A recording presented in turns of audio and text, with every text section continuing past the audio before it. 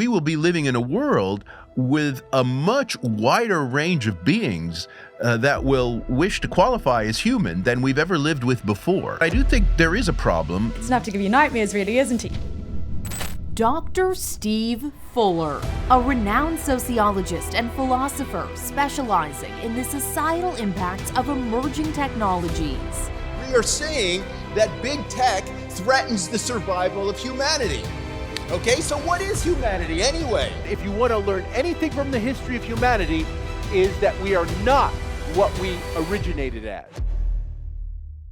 Do you think there's a possibility of, say, like a man-made virus as a way that they can help equalize this quite dystopian world that you've just described to me? First of all, humans are always making viruses in the lab. I kind of looked at myself and I said, why am I so attached to a particular idea? Like, why can't I be curious and explore? Because the future always changes. The world always evolves. It's not just the guy living from paycheck to paycheck who can't think about the future. The state can't really think about the future. You mentioned that you've been to a few of their get-togethers, a few of the Vatican's conferences and things. What was it like? Like, who was there? What other things are being talked about? Tell us the goss. Humans have to raise their game. They have to be valued for something else, for something more, because we have now made machines that basically can replace us. And then the question becomes, what's the value added of being human? We have to up our game.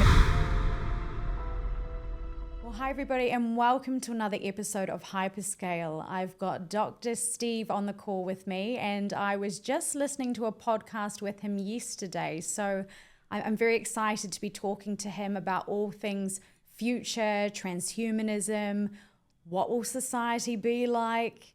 Welcome to the show. Thank you. Thank you for having me, Briar.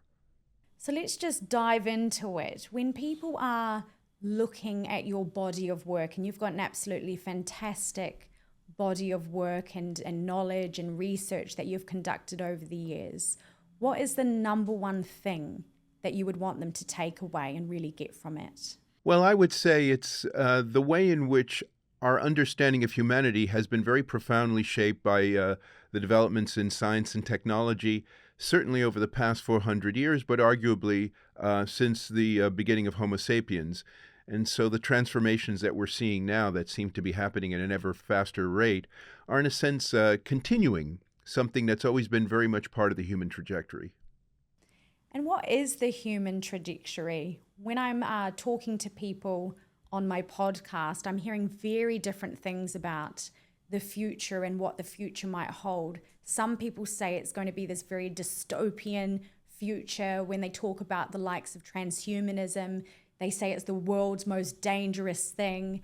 And other people on the other side of the coin, when talking about transhumanism, they picture it to be this good thing that we're doing for humanity. First of all, what is transhumanism to you? I guess might be a good start. Okay. Well, first of all, these two descriptions that you gave of transhumanism are, in a sense, both correct. And I think the way to think about transhumanism is again, not something that's so strange, but something that you might say is built into the way in which the history of science and technology has already progressed. So even if we take something like the extension of life expectancy, even before we start getting into whether we can reverse aging and all that jazz, right? As a matter of fact, right, over the past 100 years, let's say, life expectancy, has nearly doubled. In many cases, infant mortality has dropped. And all of this has been done just through the historical developments in scientific medicine, even before we start to get into the more futuristic stuff. And so one of the things that you've seen over the course of human history over the last 200 years is, more people living longer, doing more things. In a way, all of this is kind of what transhumanism is trying to promote, right, in its positive face. And in a sense, we should just be going full speed ahead as far as that trajectory is concerned, which is a trajectory that we've been on, I would say, at least for 200 years in some very palpable kind of way. Some would argue that we're already transhuman. My gran has a hip replacement. I carry my phone around like it's an extension of my arm. Yeah. Some people wear glasses to read. Yeah. What's your thoughts about this? Well, I think that's, broadly speaking, correct, right? That we're already transhuman insofar So there is this aspect of transhumanism, about being a cyborg, right, where there is some kind of technologically based enhancement to the human, which in fact may even be necessary for the human to be fully functioning, right? And so we might even start with eyeglasses on that score, but then get into other things like, silicon chip implants and various prostheses for, bodily parts and stuff of that kind. And those things have been around for quite a long time in many cases. And so we're quite used to that kind of thing. I think, again, it's a matter of the scale and intensity with which this has been happening in the recent past that I think is the sort of thing that has caused people to take notice in a very strong way, and then, ask questions about whether we're sort of becoming a different species, or are we losing our humanity, or something of that kind. My personal view is I'm not particularly fussed by that, but I can see how, because of the speed with which these changes have been happening, that some people are kind of a bit disoriented by what's going on. But again, it's just speeding up kind of a trajectory that we've already been on. I agree. It does sound like it seems to be moving quite fast, and I think part of this reason is because the metaverse was so hyped up last year. This year we've had all of the AI hype going on as well. Do you think that we as humans are almost doing enough to evolve our biological meat sack, so to speak, when AI and robotics seem to be moving at such a dizzying pace, yet on the more human side of things, there's so many rules and regulations around the likes of neural links, and obviously for a good reason. But do you think we're doing enough? Is robotics and AI just going to beat us? Well, you're raising a very interesting point that we got to get to at some point in the conversation, and that is what exactly we mean by human in the first place.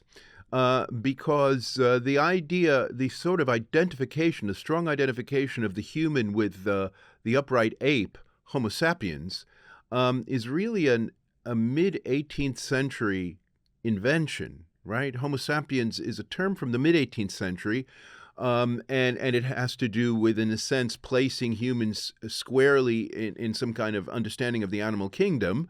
But before that time, what exactly a human being was and what counted as a human being was a much more open question. Okay, and of course, generally speaking, if you're talking about the Judeo-Christian Islamic tradition, a human is kind of part divine, part animal in some sense, right? That has always been kind of the classical metaphysical definition of the human, without talking about apes for the most part. So apes generally was not part of that discourse, that religious discourse, because there weren't that many apes around, especially in the European countries. And so the human was this kind of metaphysical hybrid always. And of course, if you go back to the ancient times, to the Greeks and the Romans, there was even, very open discussion about animals as spontaneously demonstrating human qualities. Right, so we talk about, we still talk this way in a sense, right? But we call it now anthropomorphism. But if you go back to the Greeks and you look at, let's say, Aesop's fables, right, which have all these animals, right, behaving in rather human ways, there's no reason to think that the Greeks didn't take that literally, in the sense that the animals could have human qualities. And in fact, our notion of treating animals humanely, again, does not come from the world of anthropomorphism, but rather comes from animals being able to manifest to a certain extent human qualities.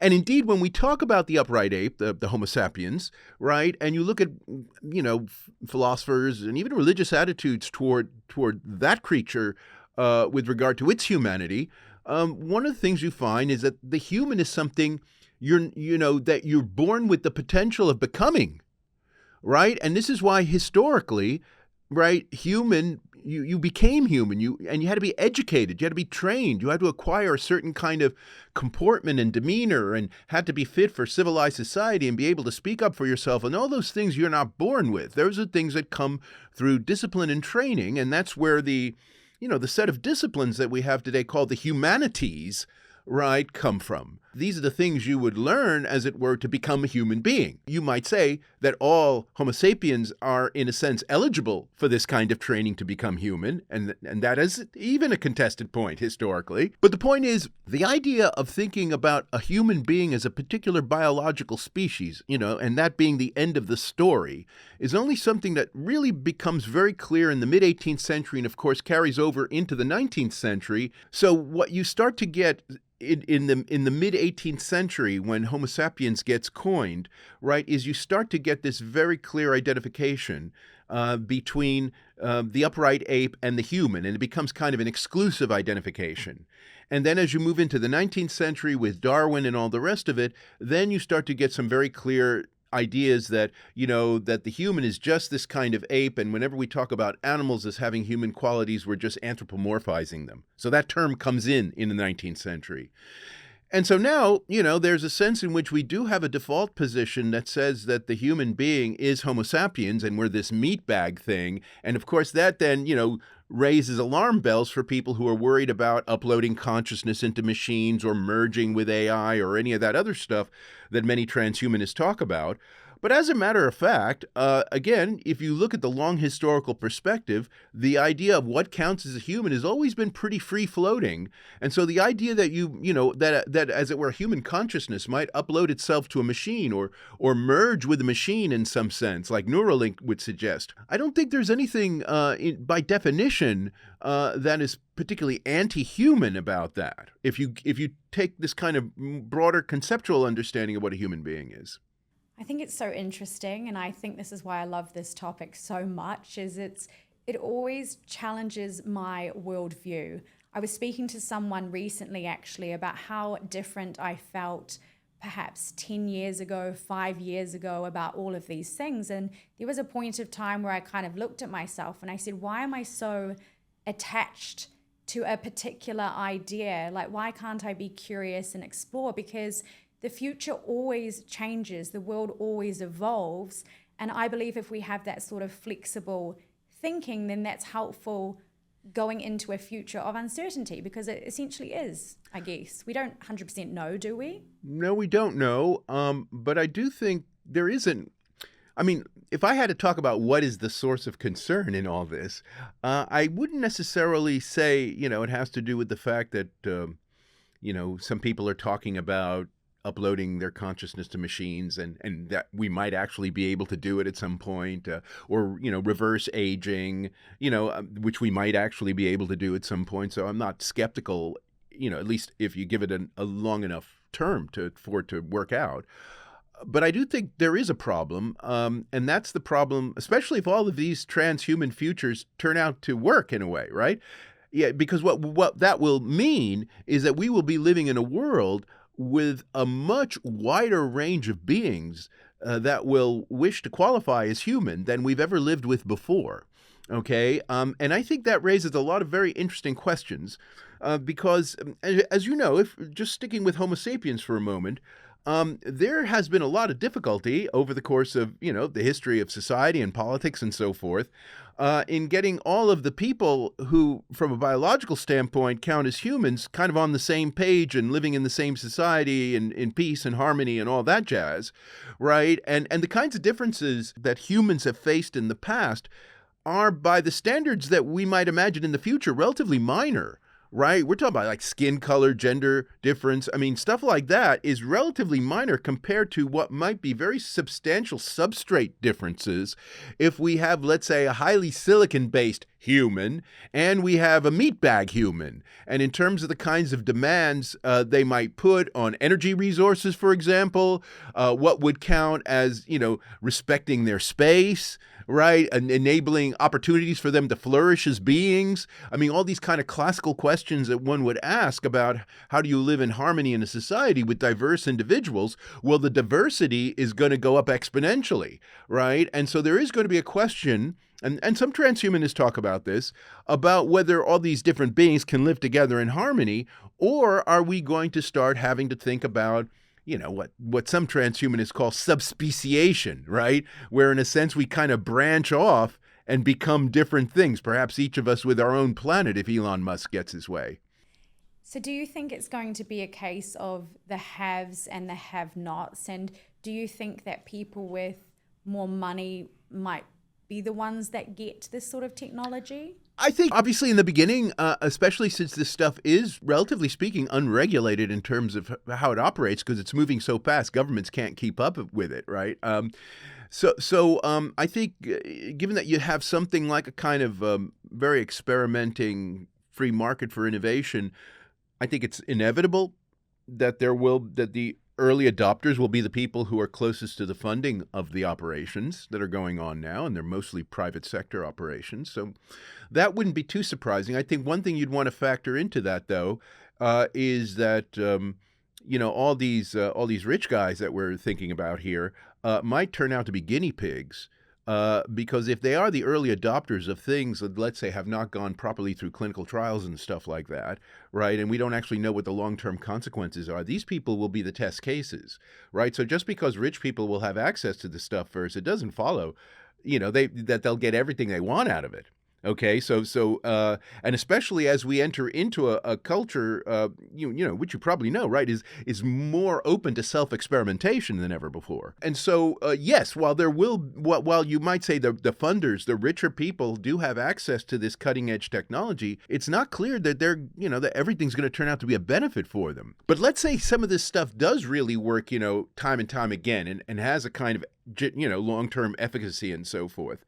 Well, then, from a market standpoint, it seems to me that there will be incentives to bring the price down as the scale of production goes up. And, those kinds of broadly capitalist arguments will probably kick in.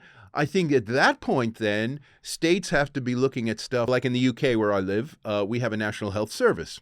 And one of the things the National Health Service does is to provide a kind of standard, you might say, of minimally acceptable health. The medicines and treatments and so forth that you need to maintain that level, right, is something that the state provides through. So we have these, health insurance taxes, right, in the country. And so what counts as normal, what everybody will need to have in order to be considered, adequate to be able to perform in this kind of enhanced world that we're moving into, that will be an interesting question, right? And so I have advocated, for example, that if we're thinking about the future of the welfare state, which is what all this is part of, this health service stuff, then we have to start paying attention to the way in which certain kinds of transhumanist enhancements, if widely adopted, will alter our sense of what's normal. And that will be an issue for society. Just like when you realize, you have a certain number of people who aren't able to see properly, you need to provide them eyeglasses as cheap as possible if you want your society to be fully functioning. Well, brain-boosting drugs of various sorts may fall into this category in the future. It's entirely possible, right? But I think there's a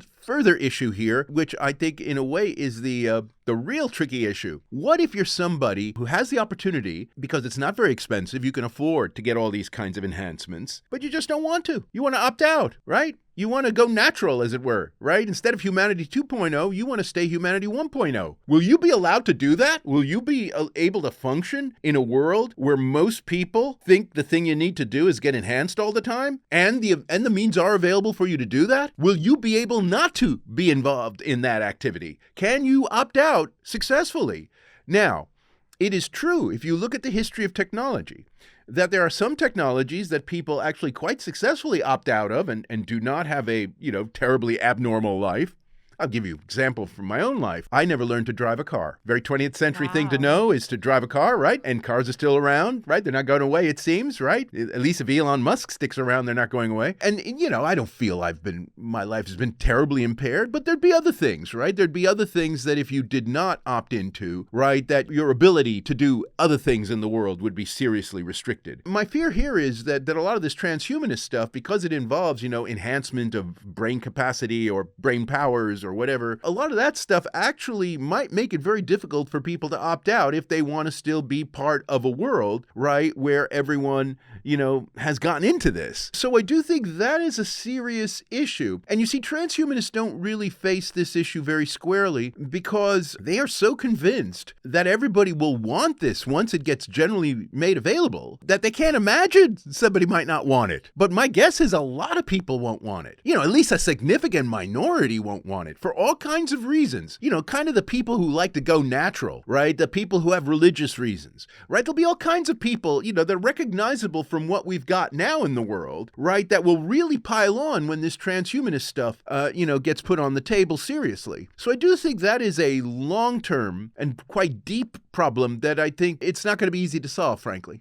I think it's very interesting thinking about it and thinking about how society could be. And just even as you were talking, I was thinking about my smartphone, the internet, and how almost difficult it is to function if we don't have the internet. The other day, my phone went down. I was like, oh, damn, I don't have my bank cards because I rely on Apple Pay. And oh, God, I don't have Google Maps to get home. I can't remember where I live from this area. So, you know, something like the internet is just such an everyday part of our society. But there was times where, of course, we didn't have the internet. We had good old dial-up and we were on for half an hour and then it would be like, ding, ding, Yep. you know, I remember that noise. I remember that. Mm-hmm. It's enough to give you nightmares, really, isn't it? You'd be like, Mom, I'm still on Bebo, get off. But I think it would be a time where it would almost, there would be so much happening in society that it would almost become quite difficult to function. And when other people see that it's safe as well. But something that I'm really concerned about is who owns this stuff. I was reading an article in Australia recently about how a lady had this brain chip put in her head and it changed her life for the better. She was having seizures. She couldn't function before that brain chip. And then the company went bust and they said, hey, we have to take our brain chip back. And she was like, I'll remortgage my house. She was arguing it at court. She's like, listen, I need this brain chip. And they ended up taking it away from her. Huh, interesting. Well, see, this is an interesting kind of legal issue. One of the contexts in which I teach this stuff to students at Warwick is to law students.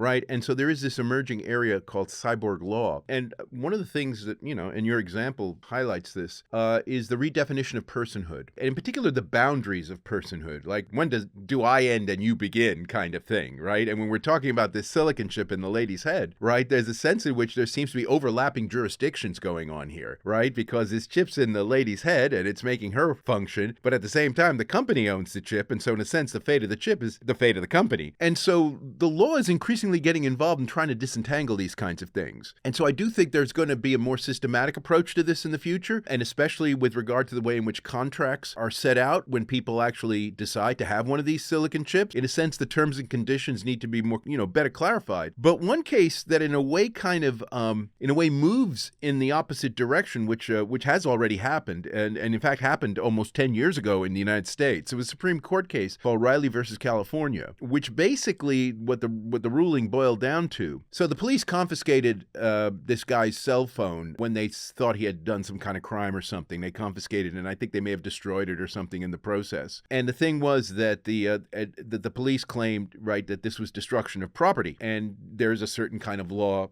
handling that. But the person, Riley, argued that in fact this was like an assault, that in a sense the smartphone was a distributed part of the person, right? So even though the smartphone is a separate object, it basically included half the person's brain or something like that. And so the fact that it was physically distributed did not, as it were, violate the concept that it's part of a whole person. That in other words, a whole person does not have to be restricted to a continuous physical body, but may have distributed physical parts.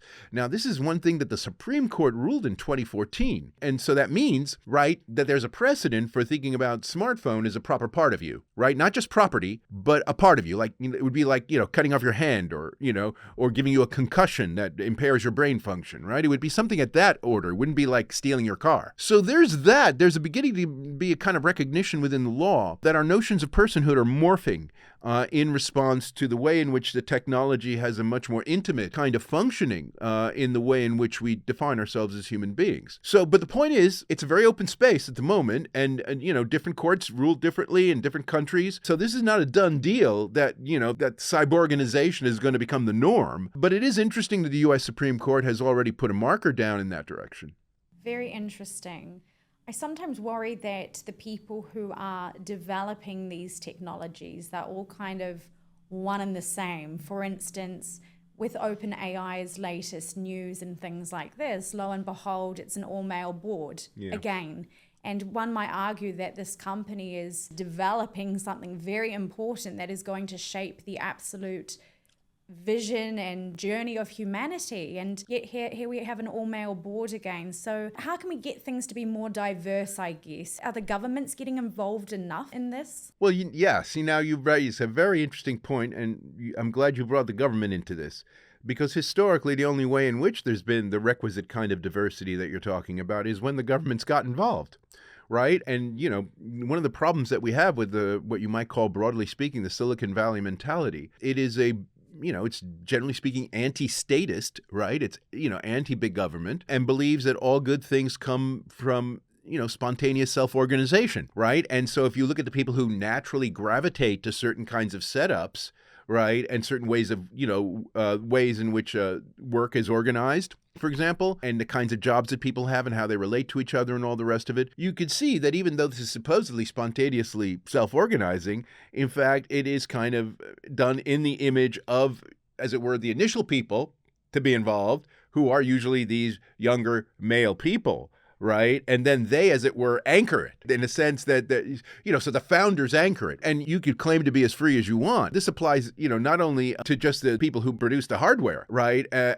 or even just the people who produce the software, but you have this kind of tendency reproduced, let's say, in Wikipedia, where Wikipedia, of course, is supposed to be done by the punters, right, by ordinary people. But these so-called ordinary people who are, in fact, editing and adding entries and so forth, they themselves reflect exactly this general culture. Over, 75% male, kind of, the age group is kind of quite young. And again, if you ask Jimmy Wales, who says, well, look, I'm not doing anything. The people just come there, and these are the people who come. Anyone could come. Well, not so clear anyone could come, because if you actually look at the way in which people in Wikipedia act toward each other, because that's interesting in keeping a very clear track record of how people interact with each other, it's cut and thrust. I mean, it's really brutal. Often very, if you look at the talk pages for various things. But how do you remedy this? Well, typically this is where the government would come in, because the government would, especially with regard to anything that is regarded as a public good. And this is where I do think Silicon Valley is quite vulnerable, because I think the way Silicon Valley protects, you might say, this kind of self-organizing culture is by presenting itself as a kind of a purely commercial entity. Right? Companies can be run their own way. They're private enterprises, all that sort of stuff. But the problem is when you end up producing something that turns out to be a public good, right? Even if you're making money out of it, then your obligations change, right? Especially if people are going to be relying on this a lot. Right. So if we're talking about Google, let's say, or Microsoft, or, certainly all these top guys, right, what they produce at the end of the day has de facto become public goods. And there the government does have a right to, look at things like whether algorithms are biased and, and who's being employed under what circumstances.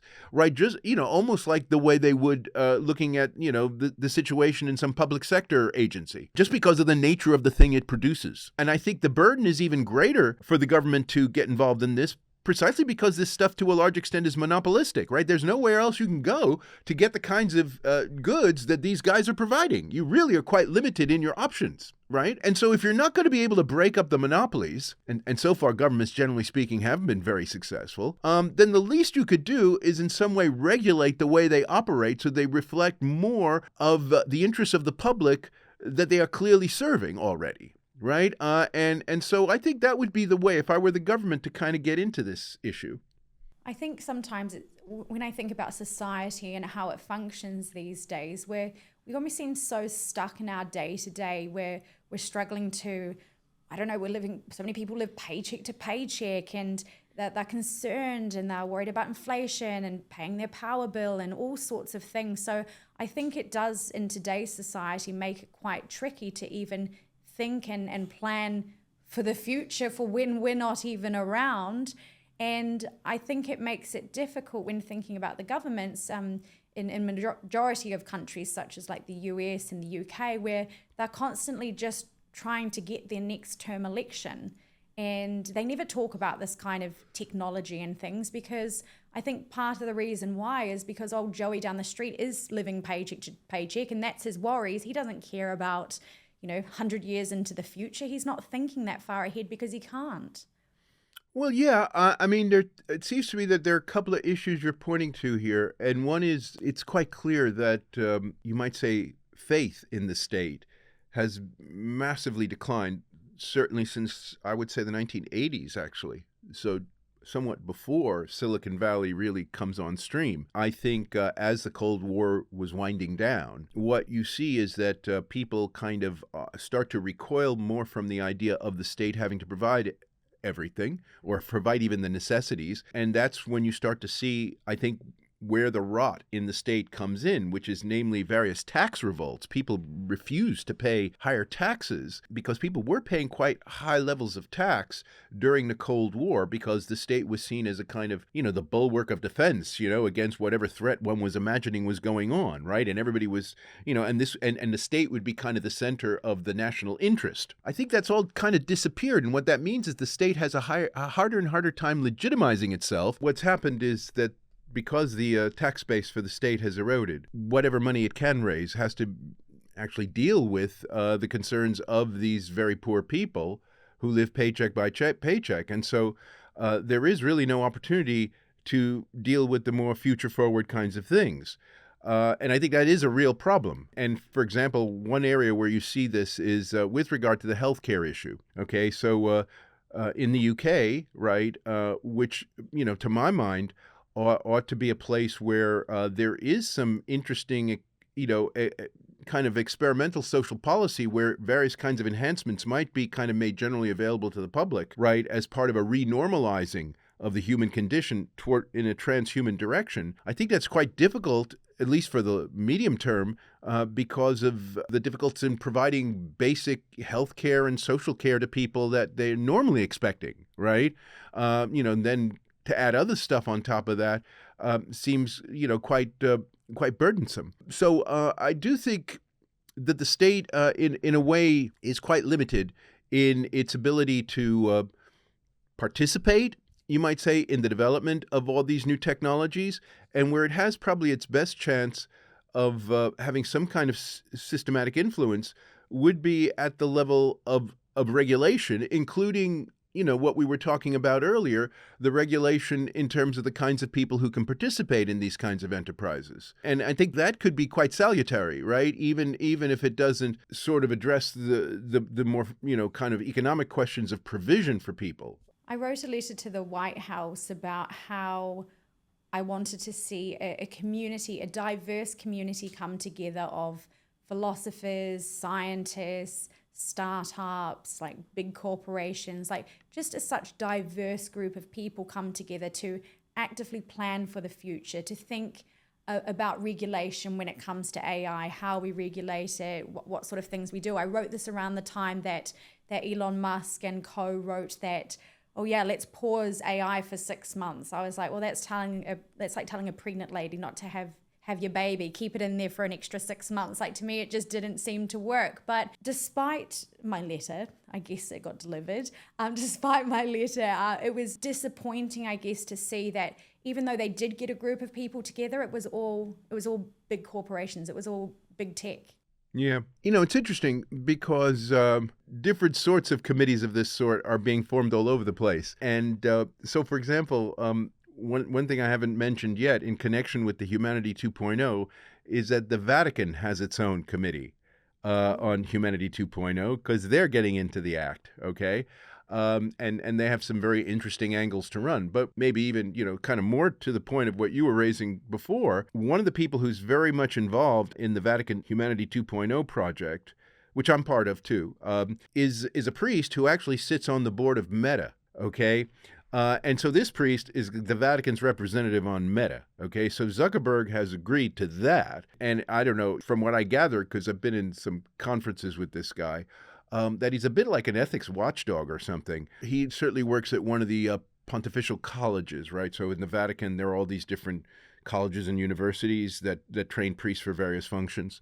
And he's part of the faculty of one of those. That's an interesting example because you say, okay, what exactly does this guy bring to the table with regard to all these issues we're talking about? And so he's quite explicit. And so the whole Vatican thing's been quite explicit. First of all, about the social justice side of it. and the social justice side being sort of concerned about poor people, you might say, right? So in other words, what's in it for poor people? Because already we do have a digital divide that's formed to a large extent, not so much in terms of who owns smartphones, but in terms of the ability of using those smartphones to actually get anything done. Right, there is an enormous digital divide as far as that's concerned. And so how is that going to be narrowed? So the church is very interested in that issue. Church is also very interested in kind of more sort of conventional kinds of concerns of human flourishing, where one imagines sort of like in the model of Abraham Maslow, if you know the theory of self-actualization as like pyramid of needs, and that there needs to be secure material needs, and that they are precursors to any kind of higher needs that may be fulfilled. But if the material needs are not fulfilled, then the attempt to fulfill the higher needs in a way will fail or undermine the people in the long term. So if everybody's just spending their time in the metaverse and ignoring their loved ones, right, or ignoring society because they're just spending all their time in the digital reality, then, from the church's standpoint, that raises alarm bells, because human beings should be primarily dealing with other human beings when it gets right down to it. And so they're very clear, at least they're very clear in their minds, that all of this metaverse stuff and the digital world more generally is a means to an end, but not an end in itself. And so this then, very often puts the church, at loggerheads somewhat, with some of the direction of travel that you see, for example, from Zuckerberg, who I think, in principle would like to see us spend most of our time in the metaverse. And of course, there's a lot of reasons to think that it's kind of going his way, okay? That's the other thing, of course, too. And so the church takes this kind of interest, and it has managed to embed itself in at least some of the boards where the decisions are taken about, how this stuff is being developed. It's not completely kind of unregulated in some way, but it's certainly not systematically regulated, that's for sure.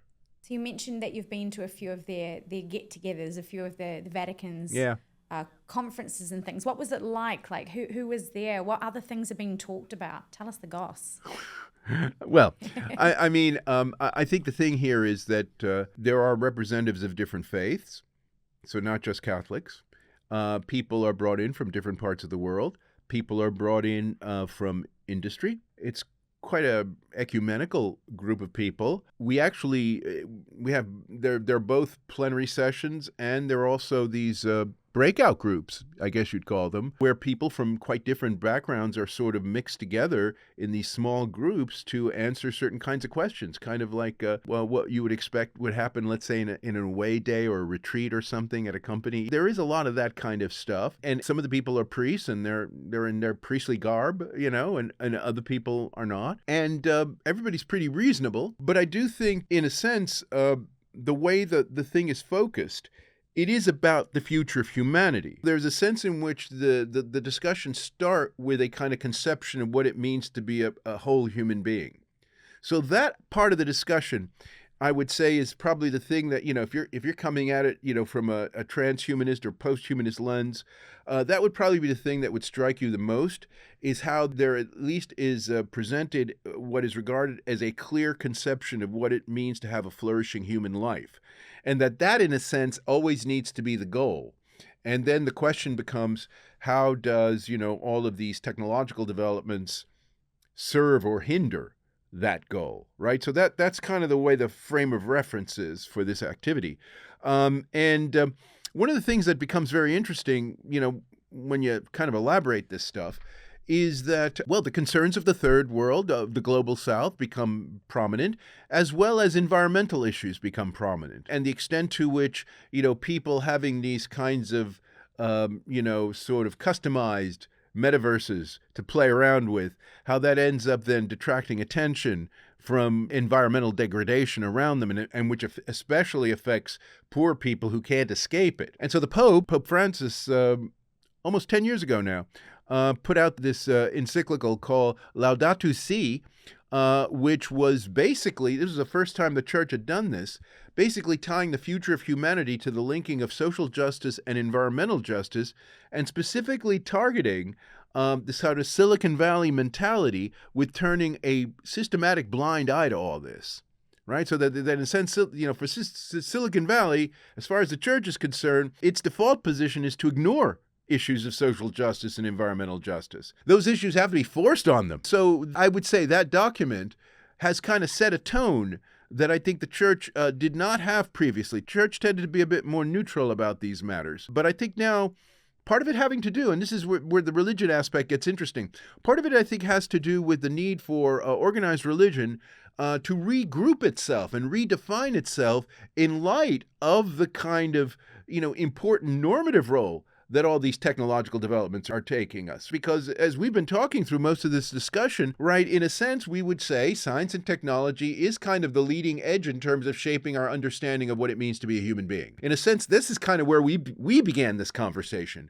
But if you're the church, right, the church has already an existing conversation about what it means to be a human being. And from that standpoint, this other conversation is at loggerheads with it. And I think with this encyclical that the Pope put out, he is basically, drawing a line in the sand, you might say. But at the same time, he's not declaring open war. He actually wants some kind of dialogue. And so people like me show up because I actually do. One of the things about what's distinctive in a way about my own position on this, I actually think that there is a very strong theological drive within transhumanism, especially, that in a way is, you might say, sublimated, to use a Freudian term. So in other words, there is a God complex thing going on, but it's not explicit because all these guys claim to be atheists. But the point is, it's very difficult to explain the preoccupations with resurrection and living forever and uploading your mind into a more durable medium. I mean, all these kinds of ambitions, which are very closely associated with transhumanism, they don't come out of nowhere. These are things that you already see precedents from in the biblical religions as something that, in a sense, is godlike. It seems to me that it's very difficult, actually, to make sense of transhumanism without some of that theological background in the back of your mind. Otherwise, it just seems very exotic that people would be going after all this stuff, especially if you start off as a kind of ordinary person. I'll give you an example. Let me give you an example of this.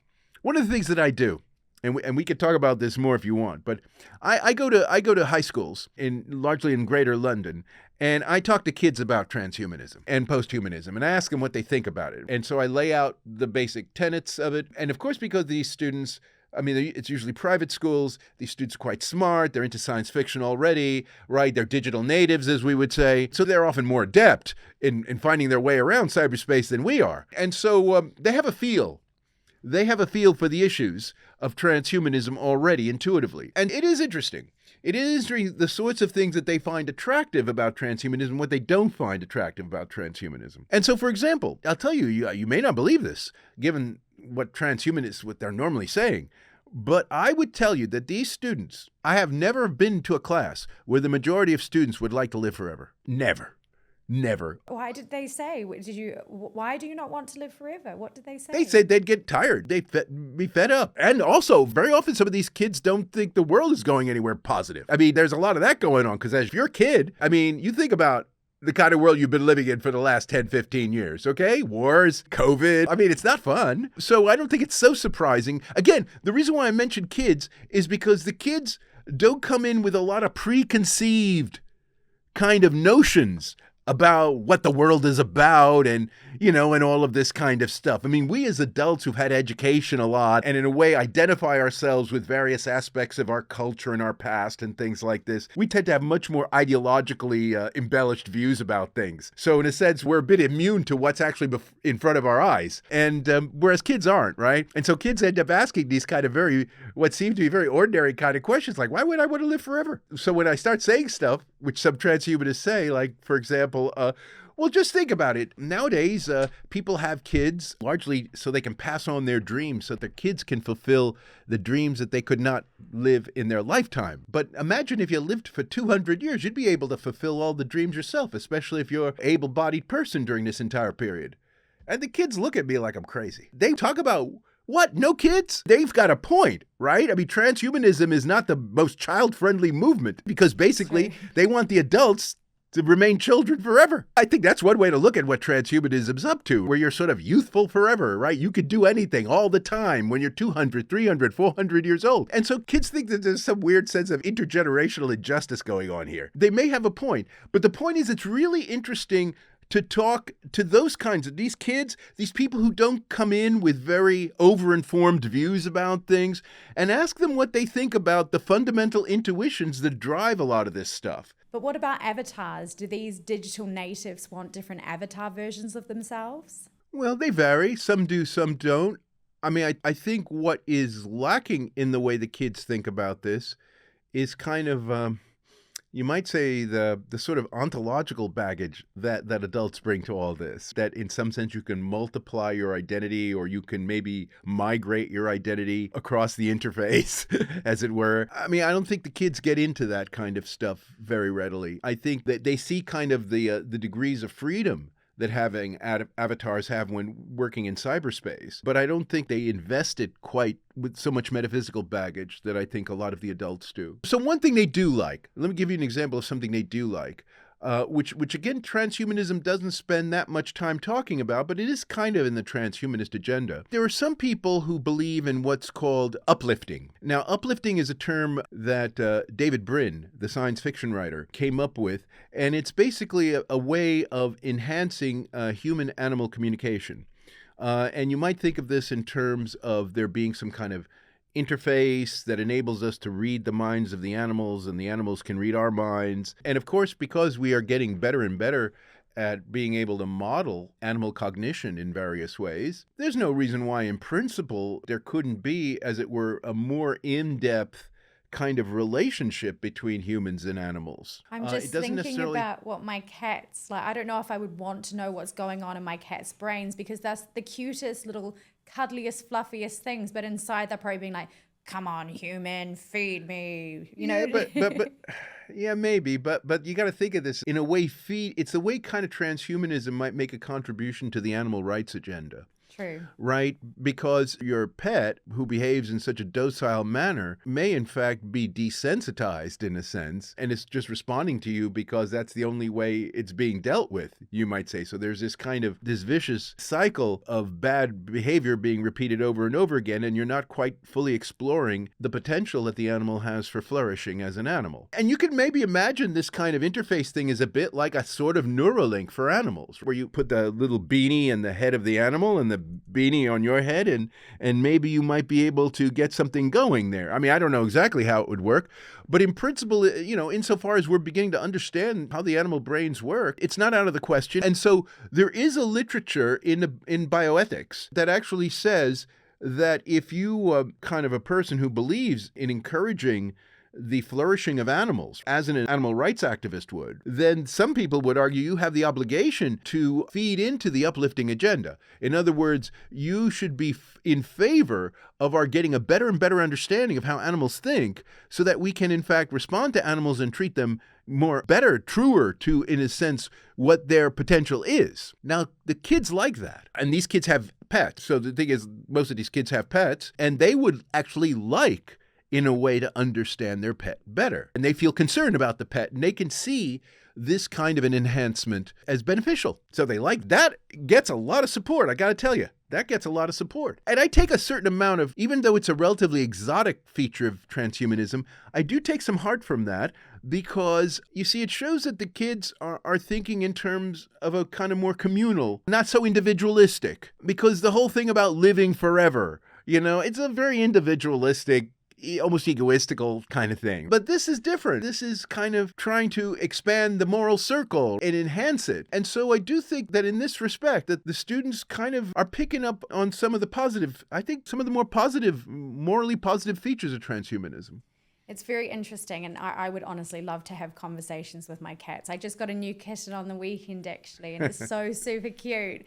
When you're talking about this society and this kind of more communal constructs in the future, I think it's interesting. And I think even just thinking about how Generation Z feel about climate change and things like this, you know, you can already see it starting to develop, and I wouldn't be surprised if that continues into the littlies that are growing up at the moment as well.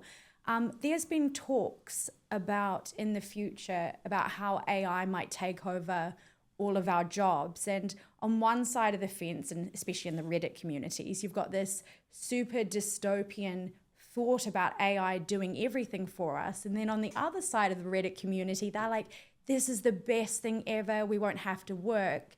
And a way that they talk about it is they talk about how we're all going to receive some kind of allowance, and everybody's just going to live in this big communal thing and we all get paid the same amount, No. and then that's how society's constructed. What's your thoughts? In fact, I find that, this whole universal basic income stuff. That's what it's called, yes. Yeah, I gotta say, it's a very amazing thing for transhumanists. It's like pulling a rabbit out of a transhumanist hat, because these people are most of the time libertarians. And now what they're proposing is something like socialism 2.0. First, I find the whole idea very bizarre. I think it is predicated on a lot of assumptions that are probably not going to pan out in the right way. So first of all, yes, in the sense that technology is going to take over jobs, and it's going to take over intellectual jobs. And I think that's because, of course, throughout history, technology has replaced drudgery, manual labor, and stuff of that kind. And even people like Karl Marx, whatever problems he had with the ownership of the means of production, nevertheless actually liked the fact that technology would remove drudgery from people. And then, of course, he imagined that there would be this communist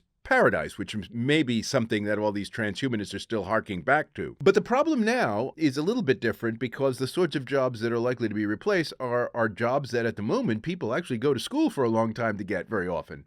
So we're talking very often about here jobs in law, for example, or even medicine, if we're talking about more basic parts of medicine. And this is true of law as well, right? There are always branches of these fields. So in law, I would say something like human rights law, where in a sense, the way the law is constructed is very much a case-by-case thing, and it's not a very routinized form of the law. But of course, a lot of aspects of the law are very routinized, like, writing a will, writing a divorce, setting up a contract, establish a firm. And most of the work that lawyers do is of that kind, actually. And these lawyers go to school for all these years, and they're respected members of society and all this business. Well, the estimates are, from the law profession, up to 60% of these people are going to be gone. And you got a comparable figure with regard to medicine. And we're already beginning to see this to a certain extent, even in the National Health Service in Britain, where people are increasingly encouraged to self-diagnose based on very sophisticated interfaces that they can have access to, where they become, their own doctors, essentially. And then the only reason why you'd need a doctor would be that once you've reached a certain conclusion that requires a certain treatment or a certain drug to be administered, that then a doctor has to look over what's taken place in your transaction in the interface to be able to sign off on it. But the doctor himself doesn't do anything other than that. So all of this artificial intelligence is going to get rid of a lot of this stuff, right? The kind of middle-level intellectual work that goes on now. And so where the crisis is first going to hit, I would say, would be higher education. Because so much of what people are trained for when they go to university, regardless of what they study, right, in terms of the kinds of jobs they get, are going to be jobs that, in a sense, AI will probably be able to replace. And so there's going to be a question about why we need all these people to get all these degrees as the job market is beginning to shrink. So I think higher education will really be hit hard by this.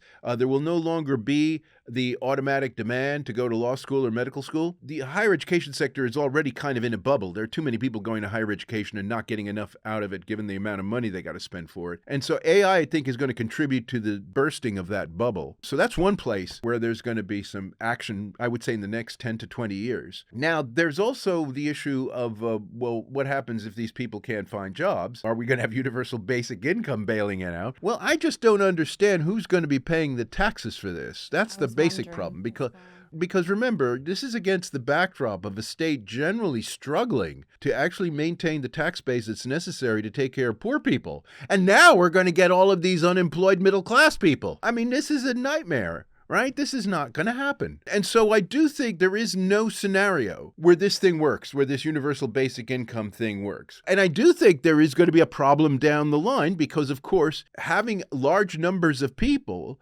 who are not gainfully employed is going to be unsustainable at many different levels, not just economically, but also environmentally, it seems to me. I suppose a guy like Elon Musk might come along and say, well, what we'll do is we'll sort of do what we did in the age of exploration. We'll just ship them into space. Surplus population, we'll just send them off somewhere to start up a new planet somewhere. I'm sure a guy like Elon Musk actually thinks about things like this, right? Totally. But it's not going to happen in the time frame required. It's going to take too long for that to happen, frankly, because this kind of development of technological unemployment is going to be happening in our lifetime for sure. And the idea of colonizing loads of space colonies, even if Elon Musk has an enormously efficient spacecraft that can sort of fly multiple places, it's too far in the future to be of any use to here. So I think we're going to get at the end of this, and may come sooner than we think, and this is where I really disagree with Elon Musk. I think people are going to wonder, why do we have so many people? It's not that we're running out of people. No, we got too many. And we got too many for this old-fashioned reasons that we have had too many before, plus the fact that they have nothing to do. So I would see the population of the planet dropping. And not dropping because people are getting killed necessarily, but just, people, you might see suicide, you might see people not reproducing, right, which we already see to a large extent in several parts of the world. So I would see that there would be a downsizing of the human population. And if that happens fast enough, and I don't know if it will, that might actually mitigate a lot of the climate issues. And so we won't need to be leaving Earth, like Musk is predicting, but we'll be able to stay here, but there'll be fewer of us around. I think that would be kind of the best scenario to come out of this. That's what I would say. I'd also make one final general point about the fact that all this technological unemployment is happening. Because I know there's a lot of people who use that prospect as grounds for stopping AI development altogether. It's going to steal our jobs. Well, stop it then. God damn it. I don't hold that view. In fact, I believe that when jobs become so routinized that AI can take it over, then that should be sending a message to humans to raise their game. And I think that's been the real problem. And this is where I think AI is a very interesting mirror to hold up to humanity. Because if AI is able to outperform us in so many things that we normally require enormous education and is normally held in very high esteem and so forth, my response would be humans have to raise their game. They have to be valued for something else, for something more, because we have now made machines that basically can replace us. And then the question becomes, what's the value added of being human?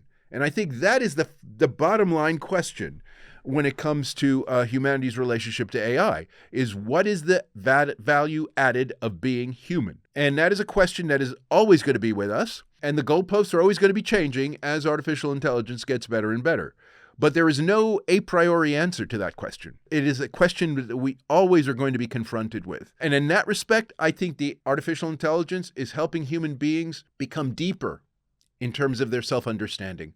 I think this is all very fascinating. I worry that these days people are just so distracted on their phones with the algorithms, with TikTok and stuff like this. So you're busy saying, and I very firmly agree with you, that we have to up our game if we're all planning on having jobs, and we need to be creative thinkers and come up with ways to do stuff that the AI can't necessarily do. But, here we are living these lifestyles where we're hanging out on our couches and watching reality TV and twerking on TikTok. It's quite concerning for me. Well, I agree with you. I mean, and I frankly don't think it's sustainable. And this is where we've already been discussing several directions from which the pressure points are going to come from on this. Let's put it this way. I'd be surprised if this world that you're describing that we live in will be quite the same in 20 years.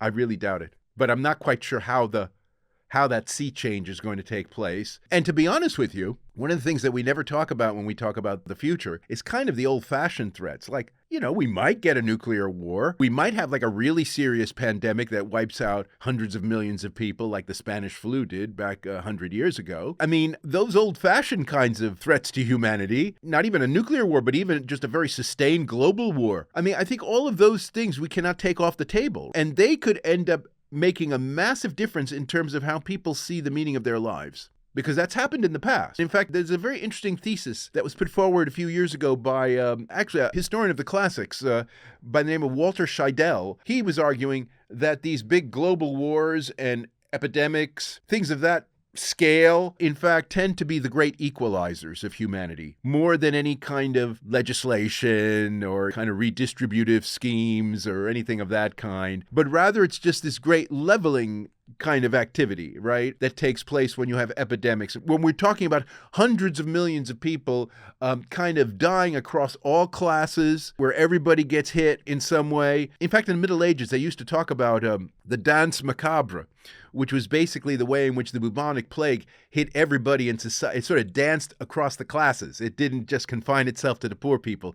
Kind of a bit of everybody got it. Where not even the wealthy people are protected. I think those kinds of changes could make a big difference in how human beings think of themselves. In fact, at Warwick, I teach every year a course called The Sociology of End Times, about the end of the world. Because a lot of the students these days, right, definitely believe the world is heading in the wrong direction. How do they define the wrong direction varies tremendously. But the point is, a lot of them as a result, are open to the idea that the world needs, in some sense, to be rebooted, that we need to begin, in some sense, anew, and which means that we have to start from somewhere else that's radically different from where we are now. And so invariably what this means is something like wars or epidemics or something like that. In some sense, those things that nobody plans for but happens, kind of almost by accident, that those things end up resetting the clock. I think that's one thing that the transhumanist imagination doesn't really conjure enough with. How all of these wonderful schemes to upload consciousness and live forever and all of that stuff pretty much depends on relatively smooth trajectories with regard to this other stuff I'm talking about now. People are worried about artificial intelligence eating our lives.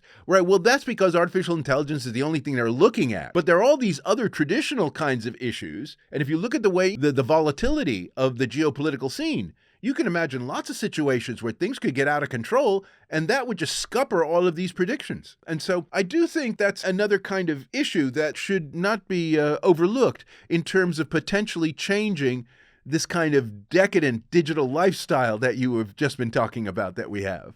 Obviously, they say that technology is neutral, right? And it depends what hands it falls in. And people talk about how AI is going to be a reflection of us. So there'll be the good and the ugly, I guess.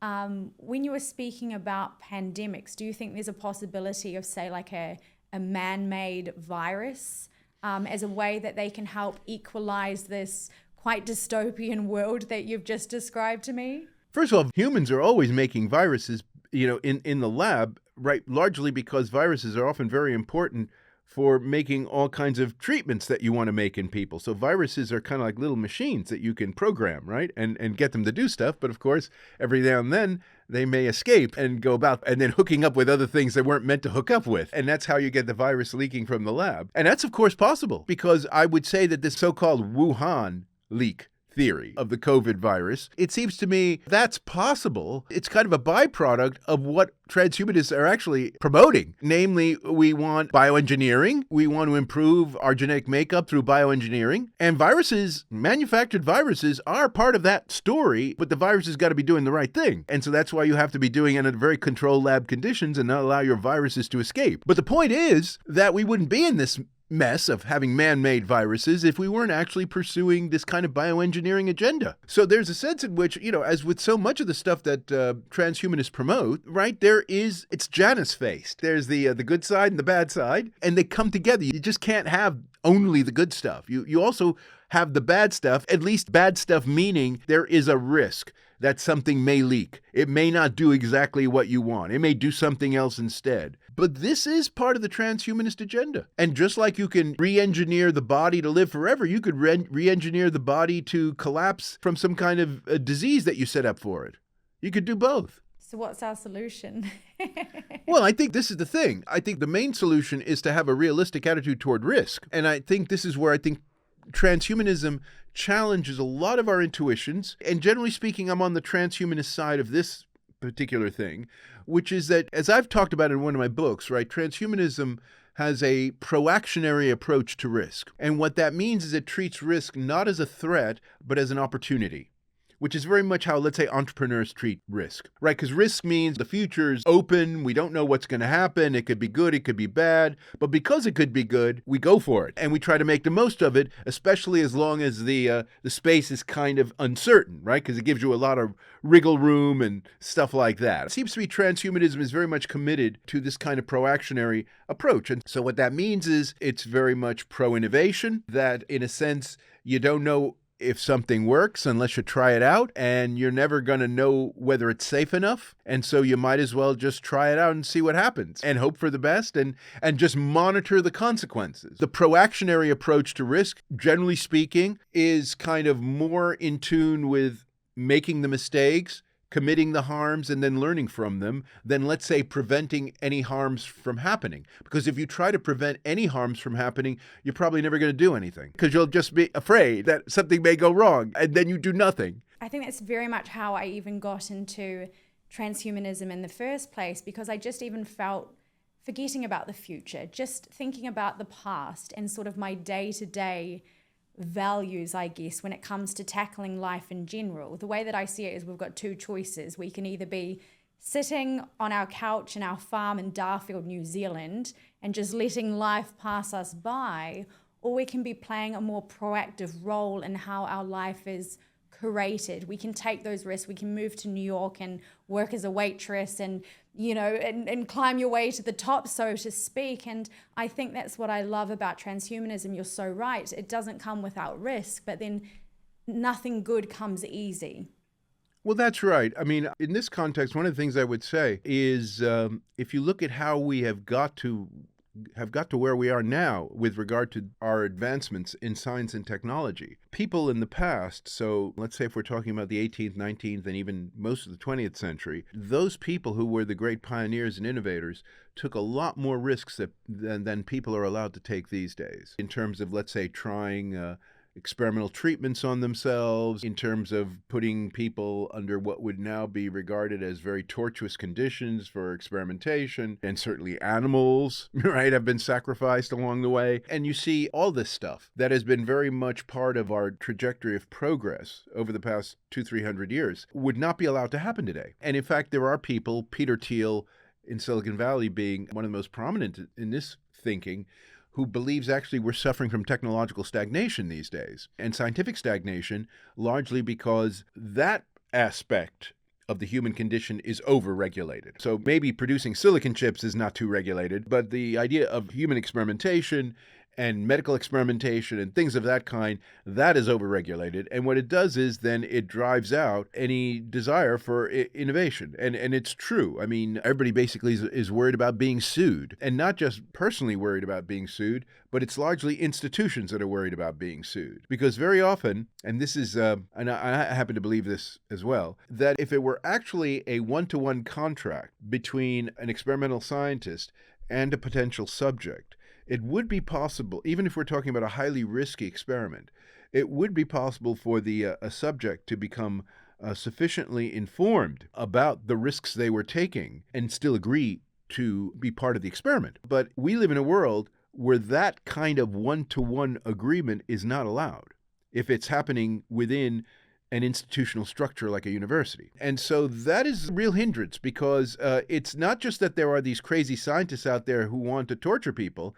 but rather there are actually a lot of people out there who'd be more than happy to actually participate in these kind of very risky kinds of experiments, for various reasons. Some of them might think they'll get something out of it. Others because they actually take very seriously, kind of like people who go off to war to fight for their country, right? That they actually want to be contributors to progress of science and technology. And there's nothing wrong with that. And so I do think this is a real serious issue, right? There's this risk aversion, effectively, that is built into the legal system surrounding especially academic research today, but also technological advance more generally, especially in the Western world. Situation in China is much different. China is an ethics-free zone, and it benefits from that, it seems to me.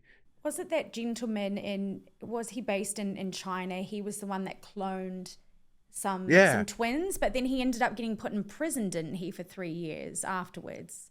Yeah, but the point is, generally speaking, that kind of risky experimentation, people can get away with it. And also, the other thing, too, of course, is with China, things don't have to be made as public as here. And I think that's a key part of the issue as well. So we don't actually know a lot of what's going on in China, right? We only know what's going on in China when they're publishing in the Western journals, which they increasingly do, of course. But the point is, that's not the sum total of everything they're doing. In the Western world, people do actually have to report that they are acting ethically and all the rest of it in order to get published, in order to get funding, and all the rest of it. And those standards are way too high to enable innovation to happen. I thought it was interesting when I heard that China has a very different TikTok policy for their younger generation. So they listen to science videos, educational videos, whereas obviously the US doesn't have that kind of TikTok regulation.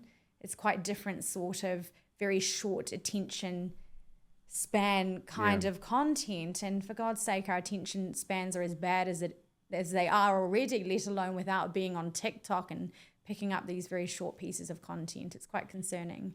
I gave a keynote address at an information science conference in Beijing in August, and it was in the main university for telecommunications in Beijing. And they brought in a lot of school kids to the room. Some were high school, but to my eye, they looked like primary school kids. And they were actually encouraged by the organizers to communicate with their teachers while they were listening to the various talks that were being given. And the kids were certainly doing something while these talks were given. They were sitting in the back of the room, basically, and they were definitely buzzing along. And the kids were given like little goodie bags, which had, kid-like things that were related to, digital stuff, which was mainly what we were talking about. And I was very struck by that. I hadn't seen that kind of thing before. But I was told that they're basically interested in getting the kids while they're young. They get the kids, so the kids, they don't see this all this TikTok, etc. stuff as just for fun, but rather it's infrastructure that they're learning, right? The infrastructure of their lives. And so they need to be picking it up at many different levels, not just at the level of entertainment, but also at the level of education. So I thought that was pretty interesting. I think it makes a lot of sense when you think about it, right? I was